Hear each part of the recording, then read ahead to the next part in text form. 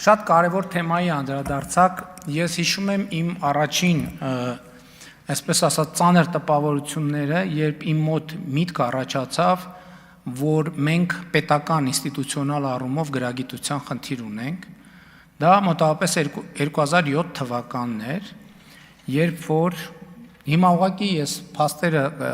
ժամանակ անցել, գուցե շատ ճշգրիտ բան չանեմ, չհիշեմ, խնդրում եմ ես մասով մի քիչ բան եղեք, ներողամիտ եղեք, բայց ընդհանուր գիծը տրամաբանական 100% է,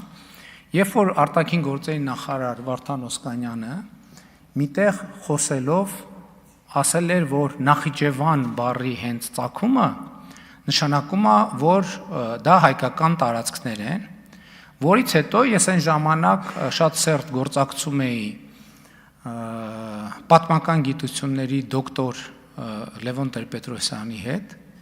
եւ ես հիշում եմ, որ ընդ որում այդ ընդդիմություն, իշխանություն, այս բանի բանավեճի հետ էր, եւ հայկական ժամանակ թերթի խմբագիրն էի, եւ ես հիշում եմ, որ Լևոն Տեր-Պետրոսյանը եւ Աշոտ Սարգսյանը, էլի պատմաբան, մի երևի թերթի 2 էջանոց հոդված գրեցին, որի ընթերցումը ինձ համար տենց շատ բան էր, Նախջևան բառի ծագման հետ կապված։ Այդ հոդվածը տպված է, ես ճիշտն ասած հիմա չեմ փնտրել, եւ ինձ համար խնդրեմը գիտեք ինչն է, որ ես հենց էս եմ ասում, որ մենք չի կարելի սենց պետություն ունենալ, հասկանում եք, չի կարելի, որ երկրի արտաքին գործերի նախարարը հայտարարություն անի մի բանի մասին, որը ավարտական կուրսի ուսանողի համար ակնհայտ պարզ ձևակերպումն է, այսինքն հայկական պատմագիտությունը նույնիսկ չի վիճարկում այդ բառի ծագումնաբանությունը, բայց հայկական մեր քաղաքական նարատիվների համատեքստում ընենց է փոխվել, ես ձեզ ուրիշ բան ասեմ, որը ձեզ դուր չի գա,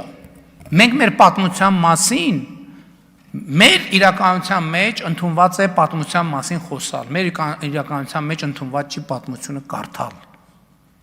որովհետև խոսացողների 90%-ը պատմության մասին լսել են հեռուստատեսային քաղաքական հայտարարությունների մասին,